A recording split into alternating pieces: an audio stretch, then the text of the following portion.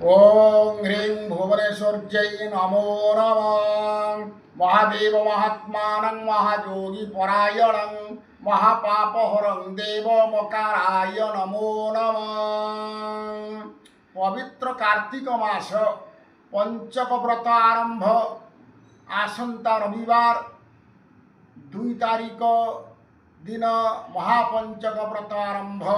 यही पंचक व्रतरे प्रातः स्नान सूर्य पूजा सूर्यार्घ्य करी नमस्कार करिवे सूर्य देवता को। तापरे राई दामोदरंकर पूजा मध्याह्न समय हविषान्न रोषे करी नारायण उद्देश्य नैवेद्य समर्पण एवं से हविषान्न भोजन करिवे।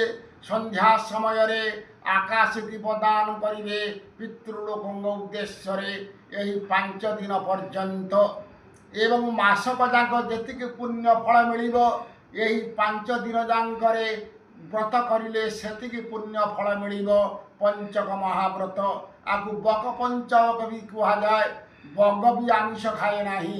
एवं प्रातः स्नान सूर्यार्घ्य हविषार्ण भोजन आकाश दीपदान एवं भजन श्रवण कीर्तन करिले यही पंचक व्रतर महापुण्य फल मिले। यह शास्त्र निर्देश रही।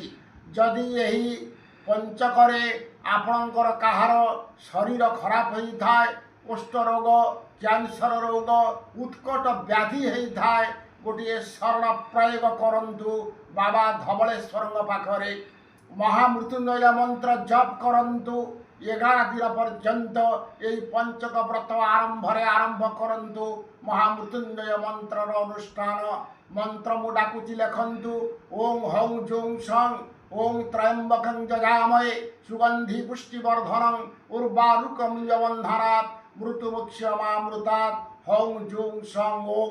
यही मंत्र को 1008 जप करंतु प्रतिदिन 11 दिन पर्यंत देखिए निश्चित शरीर आरोग्य हो भल हो। शास्त्र निर्देश रही। बाबा धवलेश्वर भल करदे आशीर्वाद करेंगे चतुर्वर्ग फल प्रदान करेंगे। रोची नमस्कार। जय जगन्नाथ जय बाखा।